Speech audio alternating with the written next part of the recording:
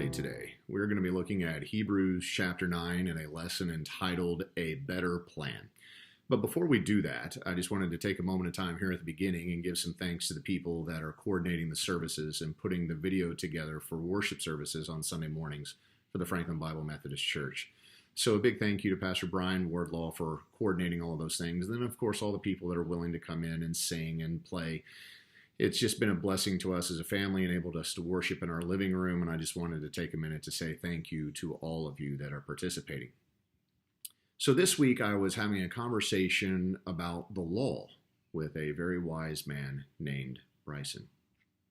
I'm not sure where his thoughts came from or how he got there, but he realized somehow or another that most of the titles in a family are in reference to the law. You have in-laws and you have outlaws, except for one title, and that would be your wife. And he began thinking about it and saw that that title is not referenced in relation to the law at all.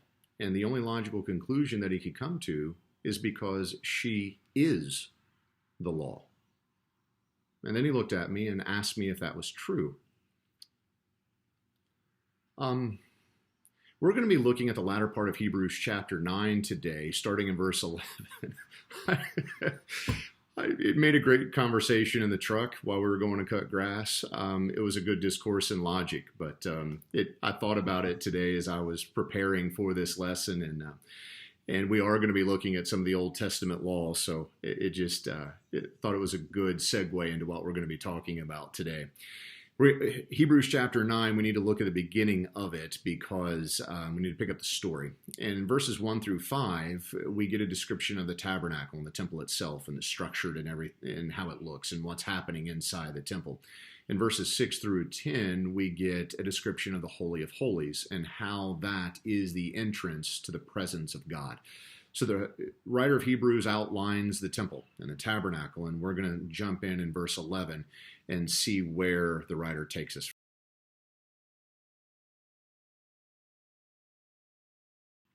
Let's read Hebrews chapter 9, starting verse 11. This is the New American Standard Version. But when Christ appeared as a high priest of the good things to come, he entered through the greater and more perfect tabernacle, not made with hands, that is to say, not of this creation, and not through the blood of goats and calves, but through his own blood. He entered the holy place once for all, having obtained eternal redemption. For if the blood of goats and bulls and the ashes of a heifer, sprinkling those who have been defiled, sanctify for the cleansing of the flesh, how much more will the blood of Christ, who through the eternal Spirit offered himself without blemish to God, cleanse your conscience from dead works to serve the living God? When we try to understand this passage, we have to remember a series of things which are the basic thoughts to the writer of Hebrews. I've shared some of these with you before, but I'm going to add a third one today. The first is that religion is access to God. The whole purpose of religion is to get you to a place where you can interact with God. The second thought is that the function of worship is to get you to a place where you can interact with the realities of God. He has constantly stated that the forms of worship that we saw in the Old Testament were a form or a shadow. The Holy of Holies was a shadow of what the actual sanctuary of the Lord is in heaven. And religion is a mechanism to get us beyond these shadows of earthly worship and into the actual presence of God. And then thirdly, now he's going to add another thought. The writer will add another thought, is that there can be no religion without sacrifice. To be in the presence of God, you have to be pure. And purity, my friends, is a costly thing. Access to God demands it. And somehow human sin must be atoned, and all cleanliness must be cleansed. With these ideas in mind, the writer of Hebrews goes on to show that Jesus is the only high priest who brings a sacrifice, can open up the way to God. And that sacrifice is himself. So let's look at the Old Testament sacrifices that are mentioned here in Hebrews chapter 9. To begin with, the writer refers to a few of the great sacrifices of the Old Testament. There was a sacrifice of bulls and goats, and you can see verse 12 as we discuss this. In this, he is referring to two of the great sacrifices of the Day of Atonement. The first, the bull, was a sacrifice that the priest must make for his own personal sins before he could offer sacrifice for the sins of the people. The goat that was referenced is the well-known scapegoat, which was led away into the wilderness that was to carry away the sins of the people. If you want more detail on this, you can see that in Leviticus chapter 16. But we also have in here the sacrifice of the red heifer. And you can see that in verse 13. This ritual, if you want the full detail of it, can be found in Numbers chapter 19. Under Jewish ceremonial law, if somebody touched a dead body, for instance, that person was labeled as being unclean, and those people were barred from the worship of God, and everything they came in contact and every person they came in contact was also labeled as being unclean. Of course, that had to be dealt with to reinstate them with the people and with the law. And the prescribed method of cleansing was the sacrifice of the red heifer. The heifer was slaughtered outside the camp. The priest sprinkled the blood of that heifer in front of the tabernacle 7 times. The body of the beast was then burned together with cedar and hyssop and a swath of red cloth. The resulting ashes were placed outside the camp in a clean place and constituted purification for sin and a reinstatement back into the ceremonial law. This had to be a very ancient ritual, for both its origin and its meaning are obscure and hard to get your arms around all the details of what's happening in that sacrifice. But after the description of those 3 sacrifices of the bull, of the goat, and the heifer, the writer of Hebrews compares them to the sacrifice that Jesus made on the cross in verse 14. Let's read that. He says, "How much more will the blood of Christ, who through the eternal Spirit offered himself without blemish to God, cleanse your conscience from dead works to serve the living God?" So the writer to the Hebrews tells of these Old Testament sacrifices and then declares that the sacrifice that Jesus brought is far greater and far more effective. The worship of the ancient tabernacle was designed to bring people into the presence of God, but it was limited in its scope and it was limited in its time. It was once a year, and it was specifically in the Holy of Holies. But the coming of Jesus really brought men and women into the presence of God, because in him, in Jesus, God entered into this world of space and time in human form. And to see Jesus was to see God. So we have to see here and pause for a moment and see, since the claim is made that the sacrifice of Jesus is greater than those in the Old Testament, let's see how. So there's at least there's many ways, but we're going to cover at least 3 of them, of how the sacrifice of Jesus is superior to those of the Old Testament. First, the ancient sacrifices cleansed the body from ceremonial uncleanliness, but the sacrifice of Jesus cleansed the soul. You can see that in verse 13. Remember, in theory, all sacrifice cleansed from transgressions of the ritual law.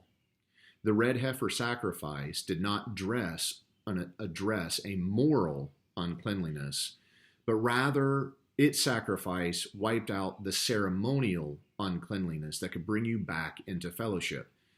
So an individual's body might be determined to be ceremonial unclean, and yet the heart of that person might also be morally corrupt. A person might feel able to enter into the Old Testament temple and worship, and yet at the same time, their moral heart, their inner being, could be far from the presence of God. But the sacrifice of Jesus addresses your moral uncleanliness. It takes the load of guilt away from a person's conscience. And the animal sacrifice of the Old Testament might well leave a person separated from God when it was all said and done. But the sacrifice of Jesus prepares us to be in the presence of God. So in that way, it was superior. Another way is the sacrifice of Jesus brought eternal redemption. You can see verse 12, and let's read it.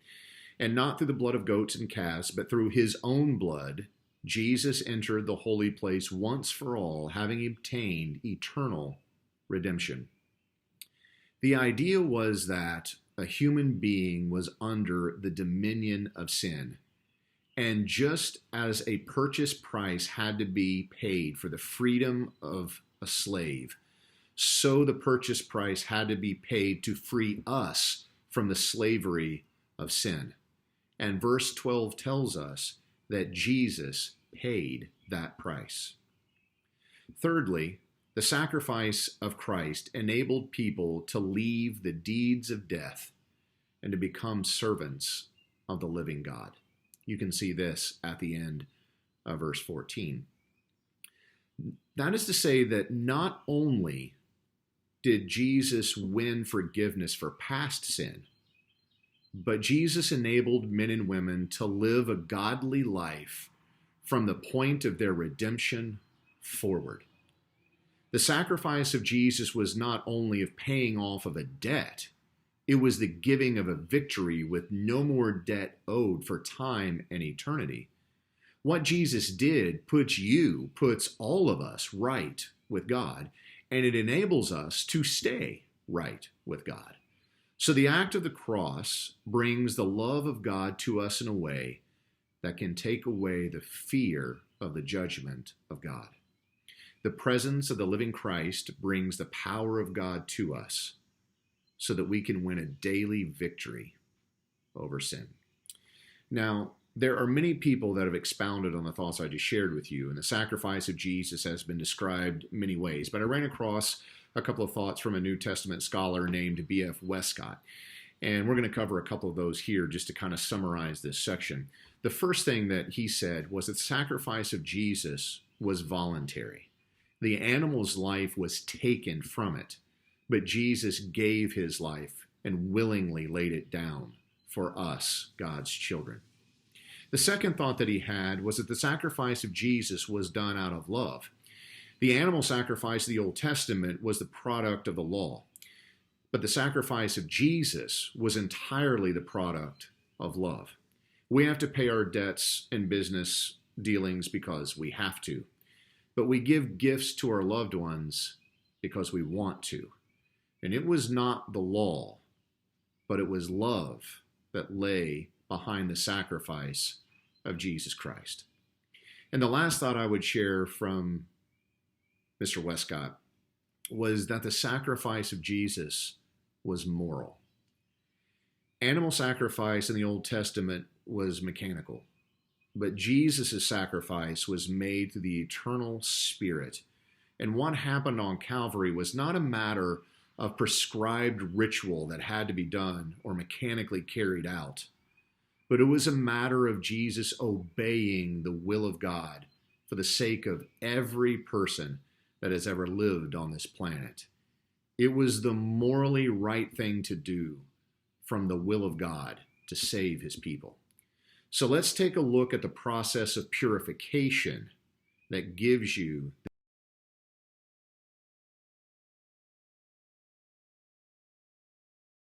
Let's read Hebrews chapter 9, verses 23 through 28, New American Standard Version. Therefore it was necessary for the copies of the things in the heavens to be cleansed with these, but the heavenly things themselves with better sacrifices than these. For Christ did not enter a holy place made with hands, a mere copy of the true one, but into heaven itself, now to appear in the presence of God for us. Nor was it that he would offer himself often, as the high priest enters the holy place year by year with blood that is not his own. Otherwise, he would have needed to suffer often since the foundation of the world. But now once, at the consummation of the ages, he has been manifested to put away sin by the sacrifice of himself. And inasmuch as it is appointed for men to die once, and after this comes judgment, so Christ also, having been offered once to bear the sins of many, will appear a second time for salvation, without reference to sin, to those who eagerly await him. The writer to the Hebrews says that the sacrifices of the Day of Atonement purify the tabernacle and the altar and the holy place. But now he goes on to say that the work of Christ purified not only the earth, but extends beyond this world into heaven itself. Now, obviously, where God resides, it needs no purification. But there's this tremendous thought of a kind of a cosmic redemption that purifies the whole universe, seen and unseen, that blows past anything that's here just right in front of you. But Jesus' sacrifice was so all-encompassing that it covered anything you could see or not see, and covered the entire universe and all the cosmos and all the stars that you could see at night. So the writer goes on to stress again the way in which the work and sacrifice of Christ are eternally supreme. Christ did not enter a holy place that has been specially created for worship. Christ entered into the presence of God. In some comparison to the Old Testament, you can clean yourself up and you can come to church. But Jesus did not come to purify the church house per se, or you on the outside, so that you could look good when you went to church. We need to think of his sacrifice in terms of putting you in preparation for intimate fellowship with God, for you standing in the presence of God. The goal isn't societal acceptance or looking the part or somehow getting some approval, but the thought of this sacrifice is to prepare you for an actual entrance to the presence of God himself. Christ entered the presence of God not only for his sake, but also for yours and ours. It was to open the way for us and to plead our cause. Christ became your advocate so that you too might be able to stand in the presence of God. And this isn't some crazy, unattainable thought. And this is the one area I think that has been minimized most in our churches. You can truly be cleansed, and you can truly bask in the glory of God's presence in this present age. Many are satisfied to live with less than what the sacrifice of Jesus is meant to give you, but it is to prepare you to stand in the presence of Almighty God in this present age. And the sacrifice of Jesus Christ was so awesome and so complete that it never has to be made again. Year after year, the ritual of the Day of Atonement had to go on, and the things that blocked the road to God had to be atoned for. But through Christ's sacrifice, the road to God is always open. Men and women were always sinners. We struggled with sin since the garden. But that does not mean that Christ must go on offering himself again and again and again. A one-time sacrifice of the purity of Christ and the purity of his blood was good enough for time and eternity, for your location and anyone you could ponder in this great creation that God has for us. It extends throughout the universe and for all the cosmos. It was a sacrifice that need not be repeated. In the very end, in verses 27 and 28, the writer of Hebrews draws a parallel between human life and the life of Christ. He says that humans beings die, and then comes the judgment. And that in and of itself would have been a shock to the Greeks, for they tended to believe that death was final. It was a belief expressed in many of the writings of the greatest of the Greek writers. There was one man that wrote, "When earth once drinks the blood of a man, there is death once and for all, and there is no resurrection." Homer makes Achilles say, when he reaches the realm of the dead, "Rather would I live upon the soil as the hireling of another, with a landless man whose livelihood was small, than bear sway among all the dead who are no more." The Greek poet Mnemosyne wrote with a kind of despair, "O golden love, what life, what joy but thine? Come death when thou art gone, and make an end." But the significant thing about this passage from the Hebrews is that it informs us that death is not the end, and that people will rise again. And that is a part of the certainty of the Christian creed, and a basic warning that we all will stand to judgment. With Christ, it's different. He dies and he rises to that judgment, stands in front of God as an advocate, but then comes again to us, not to be judged, but to be the judge. Judgment means a lot of things to a lot of different people. There are those that fear God simply because they know inside their hearts that they do not possess the purity to stand before Almighty God. But there are those that have availed themselves of the sacrifices of Jesus Christ. He has gone ahead of us. He has stood in that place we would call the Holy of Holies, the man-made tabernacle. He has gone beyond that man-made place, but actually stood in the presence of God, the Holy One of all. The sacrifice that he made to get there was made willingly, and it was made on your behalf so that you might be cleansed of all the things that inhibit you from seeing and interacting with God. Those people do not fear judgment. And that day that Christ comes, he will come to them as a friend. And for them, it will only be a day of glory. In truth, the choice is yours. The sacrifice has been made. It's been done once and for all. Jesus has stood before God and he's spoken to God on your behalf.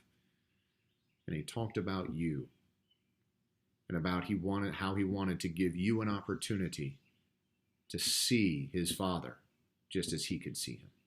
There's a place for you, friend, in God's presence, should you choose to accept it.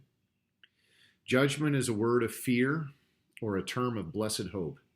And what makes the difference is our relationship with Jesus Christ.